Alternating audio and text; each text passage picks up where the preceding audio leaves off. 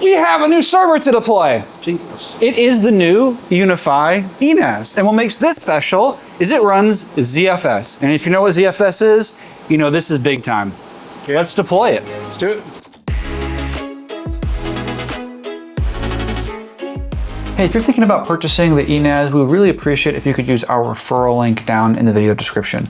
It doesn't change your price, but we get a little bit of commission from that sale, so really helps us out and helps us make more content just like this. Now, this video quality may look a bit worse than you guys are used to. That's because our videographer is on vacation, and we had to remember how to do video because we kind of forgot since we brought a videographer on board. But if you guys like more of this kind of like rough and behind the scenes, this is our actual production rack so that we use for our stuff. So.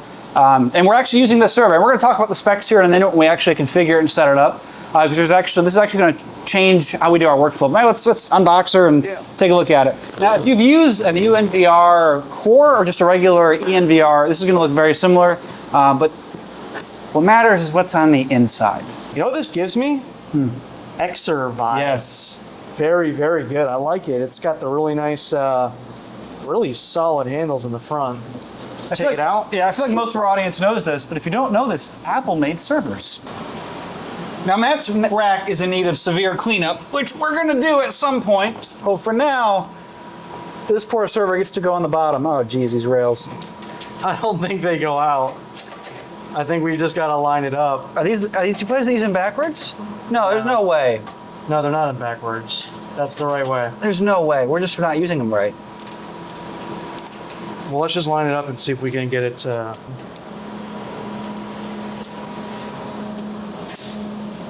Dang, that's clean, actually. So, not sure if I love these rails. I think I might like the other rails better.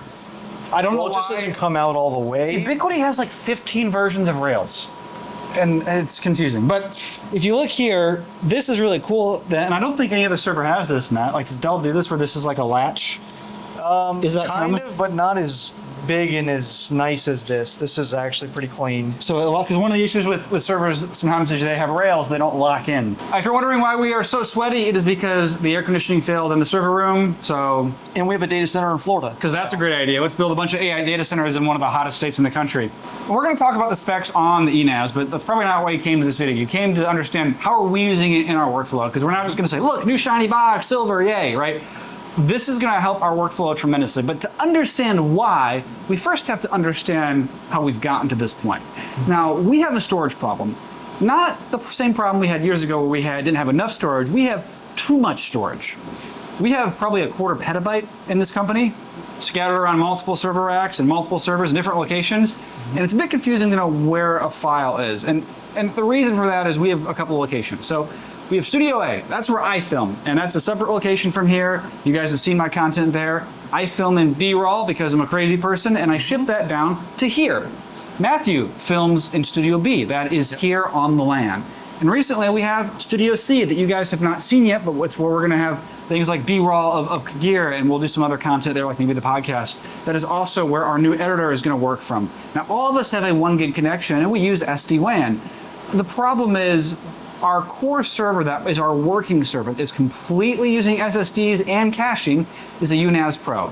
Now, the UNAS Pro is a great server, but not how we're using it. Not for B-roll. And the reason for that is ButterFS. ButterFS just melts under pressure. That's why they call it ButterFS. It's a good file system for small business, for home. It's great for that. But it just isn't meant for how we're using it. And so, like, when Matt goes to edit B-roll off of it, yeah, it doesn't. It just doesn't. It just doesn't. Sony footage works okay, right? Yeah. So my studio in Studio B, we film, Sony A7. So it's when you drop that down to 1080 on the preview, it actually works pretty well. So it stutters a little bit, but it's actually usable. B-roll is you can use it. So. Now, I am not 100% confident we'll still be able to edit uncompressed B-roll off of this because... Oh, it's going to be a test. Because it's going to be a test. I think the network, we got to get 40 gig NICs on the Mac, so we have to get like the external PCI thing to do that. I think the server can handle it. I don't think the network can. We're going to find out. Which is good because we know how to fix that. Yeah. But we just don't have the gear to test that today. So this is going to replace old Artemis UNAS Pro. Yep. It's gonna have all SSDs and caching, and it's gonna be a ZFS, and it's gonna be great. Let's go set it up. Now, before we set up the ENAS, let's talk about specs. This thing is a beast. We have an 8-core ARM processor, but it's the new N.2 architecture. This is the same chipset series that we can see in something like the EF core, UniFi's flagship firewall, and it's clocked at 2.4 gigahertz. That's not very fast, but we were really more concerned about the multi-threaded performance on something like a NAS. It's backed up with 64 gigs of ECC RAM, which is going to be great for ZFS to be fast and snappy. Now for storage, we obviously have 16 drive slots on the front, and an important note, the trays are different, and the way you can tell is the UNAS Pro ones are white and the ENAS ones are black. They also are a bit different on the front. I don't know if I like the new design better. This really isn't a review. I'll let you know in a few months. Now, in addition to the 16 drive slots on the front that we can use for either full 3.5-inch size drives or 2.5-inch SSDs, we also have 2 M.2 NVMe slots on the back. This can be used for our read and our write cache. It's completely optional, but it definitely will improve your performance of the array. Now, the king of the story here is networking. Now, we obviously have copper, and these are 10 gig RJ45 ports, but we have dual 25 gig SFPs. Now, what's great about these is we can run high availability and have MC lag. So if we have something like 2 ECS aggregations at the core of our network, we can have complete network redundancy. And it's backed up by the dual hot swappable power supplies we have on this server. Now, this server can do SMB shares. Obviously, it integrates fully with UniFi and the UniFi endpoint ecosystem. So if something like Fabrics, this is going to work really well within. But we also have the ability for iSCSI, which is going to be very interesting to be able to use this possibly with a Proxmox cluster or Nutanix. Now, let's get into the configuration. Always love those startup animations. Now, I think there's not a more appropriate name for this server than Artemis 2, since the other server was called Artemis. Now, something I just want to call out here really quickly is you have the option here to set this up without a Ubiquiti account. This is really rare in 2026, and it's just an example of UniFi embracing the edge and not using cloud unless you need to, which is great if you need to deploy this in an air-gapped environment. Awesome. Now we'll just wait for the ENAS to finish setup and grab the latest firmware, and then we'll configure our array. Okay, the ENAS is finished updating, and we are now in our fabric here, and we can see Artemis 2 ENAS. So let's go ahead and launch it. This is just telling us about some of the new features in the latest version of the UniFi drive. Let's go set up our storage array. Now this looks very different than what you're going to see in the UNAS Pro, and that's because ZFS. Now, one of the cool things you can do with UniFi Drive that really didn't make a ton of sense on the UNAS Pro or the other models is you can actually configure multiple pools. So maybe you have several spinning disks that you use as your archival storage, but you have an SSD array that is your main working drive set. And so you can configure those multiple pools. In our case, we just have SSDs on board right now. Right now, we're going to go ahead and configure our first storage pool. And like I said, we can have multiple storage pools if we want. So if we have a spinning drive array or an SSD array, we can have separate pools. Now, I realize there are 2 audiences watching this video. Some of you guys are familiar with ZFS and VDEVs and RAID and all of that. And some of you maybe have configured RAID, but you don't really know what makes ZFS different or special. Now, this is not a ZFS video. If you want to learn a lot about ZFS, just go watch some of Tom Lawrence's videos. They are very in-depth, and you will learn a lot about how ZFS works and why it is objectively better than some of the other file systems on the market. Now, I want to briefly just explain what these different options are. RAID Z1 is similar to a RAID 5. In other words, you can lose 1 drive and your data is going to be just fine. Z2 gives us more redundancy. We can lose up to 2 drives. Obviously, we do sacrifice that capacity, but we have higher resiliency, and this is usually the better option for performance. RAID Z3 is all about maximum redundancy and reliability. We can lose up to 3 drives. If you're running an array with significantly older drives or refurbished drives, you may want to look at RAID Z3. Generally, we like to run RAID Z2 for most of our arrays, and in this case, we are going to have 8 drives in our server, so we can lose up to 2 of those, and we can still recover just fine. Now, you'll notice this term here, RAID groups. ZFS has something called VDEVs, and I believe this is the UniFi implementation of that, and we'll annotate down here if it is, just to be sure. And this is where we can actually configure multiple kind of virtual pools of RAID in a much larger array. This isn't really necessary for what we're doing here with only having 8 SSDs, but in a much larger array, you would want to utilize separate VDEVs. Now, for our purposes, since we're only using 8 SSDs, we're just going to set up a simple RAID Z2. Now, as you can see, we're going to have 24 terabytes of usable storage, and that's perfectly fine because this is just going to be where most of our main working files lives, and then anything that's archived will go to the vault. And we are going to format the array. Okay, so that took about 5 minutes for the array to configure, and you can see we have all of our 8 drives. They are green. And if we scroll down, you will notice that we have our 2 M.2 drives. We need to go ahead and add those as caching to our pool. So I'm going to click here, storage pool 1. Now that we've got our array configured, let's just take a second and explore the user interface. Now, if you've used UniFi Drive on like the UNAS Pro, this is going to look very similar, but there is one big difference. That is iSCSI. Gosh, it's actually been a minute since I've configured iSCSI. Oh, that's right, you've got thick and thin provision. So my very first server I actually built, well, first 2 servers I built, one with VMware, the other one was running FreeNAS, and I had a 40 gig NIC connection between them. And I ran iSCSI and used the FreeNAS as my VMware target. A very challenging thing to do for your first home lab. I would recommend. It's very helpful. It's really hard, but you have this concept of thick and thin provisioning. Basically, for when you're using this as a target for your VMs, thin provisioning basically doesn't take up the entire space, and it means that you can use that storage for other things, but you can still grow into it for your VM storage. It technically has lower performance. Thick provisioning, on the other hand, consumes it all. So if you say, I'm going to allocate 40 terabytes for my VMware or Nutanix, or, well, you wouldn't really want to do this with Nutanix, but your cluster of whatever application or OS you're using, it's going to consume all of that, and it is more challenging to scale it. So pretty cool. We're not going to cover setting up iSCSI in this video, but if you guys are interested in iSCSI, maybe we'll show this off later. I'm curious, what operating system would you like to see us configure this as a target with? Now, if you haven't really played around with UniFi Drive, one of the things I want to just cover real quick is some of the replication options, because we have a lot more functionality here now than when UniFi Drive first came out. Remember, this is a relatively new product family for Ubiquiti. Now, we can do local replication to like an SMB server, or we can even do that over SD-WAN. And in fact, that's what we're doing. We have a Synology at a DR site, and we use Synology primarily because it can do a backup of Google Workspace, and we do need to have the ability to run Docker so we can back up our core database there as well. So we can actually do an SMB backup over SD-WAN, which is pretty cool. We can also use UniFi's kind of magical auto-find the other UNAS from your Ubiquiti account, and that works pretty well.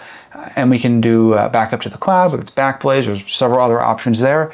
Something pretty cool is we can also back up our Microsoft 365 environment to our ENAS or UNAS. Now you might be thinking, why would you want to do that? Isn't the point of cloud that you don't have to worry about that? Well, yeah, in theory, but compliance is a big reason for this. Or maybe you just want to have your data locally and you don't want Microsoft to hold the keys to everything. Now, if they were to do this for Google, we'd probably be able to use this as our DR server as well. Well, not this exact server, we'd have to have another one somewhere else. Of course, just like the other UNASs, you can use encryption, and you can actually specify which shared drive is going to use encryption. So for us, we will obviously encrypt all of our financial data, our engineering files, client files, sales documents, but we will not encrypt our video editing shared drives because we want to have the best performance on those shared drives. And that leads us to why we want to deploy the ENAS and why we're going to use it. Performance. So let's go ahead and spin up a shared drive and see how it compares to the UNAS Pro. Now this is what makes the UniFi NAS product just so easy. It's so simple just to spin up a shared drive or spin up a new user. And I mean, credit to TrueNAS. TrueNAS has its perks, but it definitely is not this simple to set up. And if you do need to set up TrueNAS, maybe that's a better situation for your environment. Maybe you need to run Docker. Go check out Matt's tutorial that he just made on how to set it up. Now we can probably tune some of these parameters, but I want this to be a fair apples to apple comparison with the UNAS Pro, and so we are just going to leave this as default. Now this is what I love about the UniFi Drive product, because it's just so simple to create a new shared drive. We have permissions right from here. It's just, I mean, you can do this in TrueNAS, but it takes a lot longer because, well, TrueNAS can just do a lot more things. But when you just need a simple file storage and file sharing solution, that's where UniFi Drive shines. And we have some new settings here that are unique to the fact that this is running ZFS. We have more customization here on how we can configure the array. So just how we handle the synchronization of files, our record size, and we probably should tune this to get the kind of average file size for our videos. We can definitely tune these settings, but for now I'm just going to leave these as default. And like I mentioned earlier, we do have the option to encrypt this particular shared drive. I'm not going to, since this is going to be for our YouTube content. We have compression, which I'm going to go ahead and turn off. And then we have ZFS deduplication. Now this is one of the really cool things that ZFS can do because it will, let's say you have a video project workflow like we do, where a lot of the assets are actually the same, duplicated to every single project folder. Well, this is going to find those assets and deduplicate them. So it's actually only going to store one copy of that media on the array. but it's going to show us that media in every single folder, which is pretty cool. I'm going to keep that off just for now, and I'm going to go ahead and click create.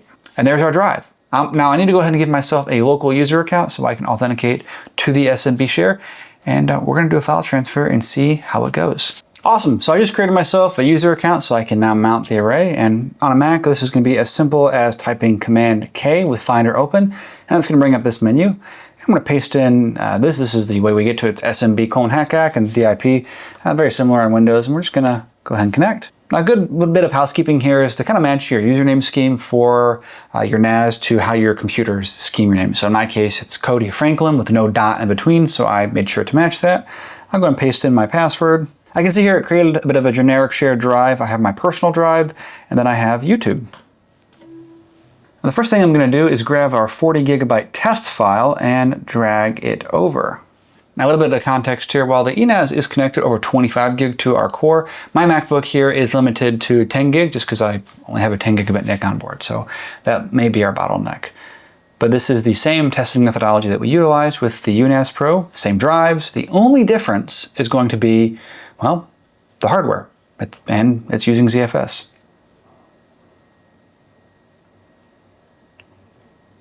Holy.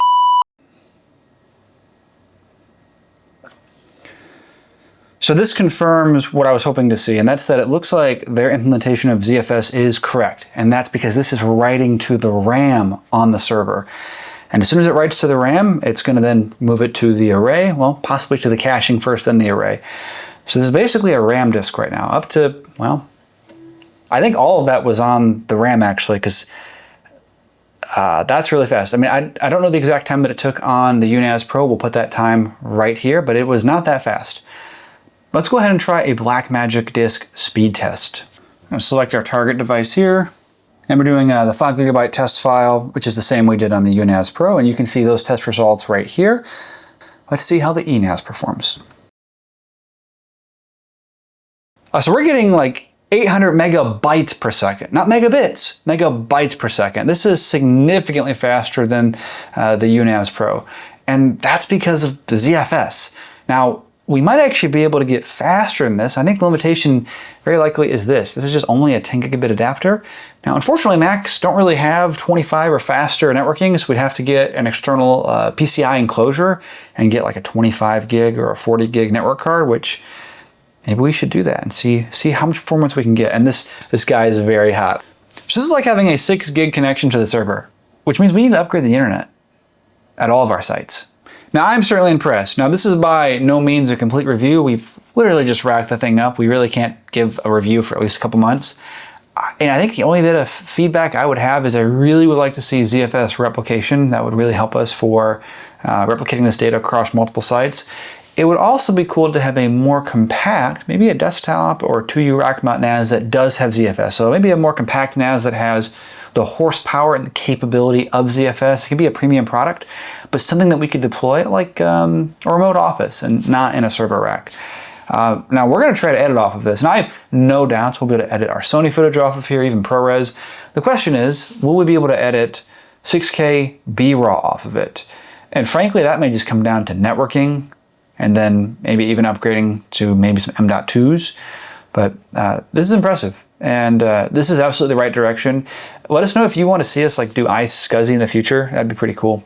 Well, we hope you guys enjoyed the video on the ENAS as much as we did making it and hopefully fixing some of the messy workflow we have. And if you guys haven't watched the Vault video already, make sure you go ahead and give that a watch. That was really fun building that NAS out for the 5th time. And also stay tuned for some of these Dell servers that we got in here. Hopefully going to be upgraded in the future. We got a lot of cool projects we're going to be doing. Some network testing appliances we're going to be building in-house to actually start really giving you guys some data and some numbers on all the equipment we receive. Some cool OT projects coming along with our little mock water plant. And also we're going to be doing a full rack clean out in here for another video. So make sure you guys stay tuned, and thanks for watching.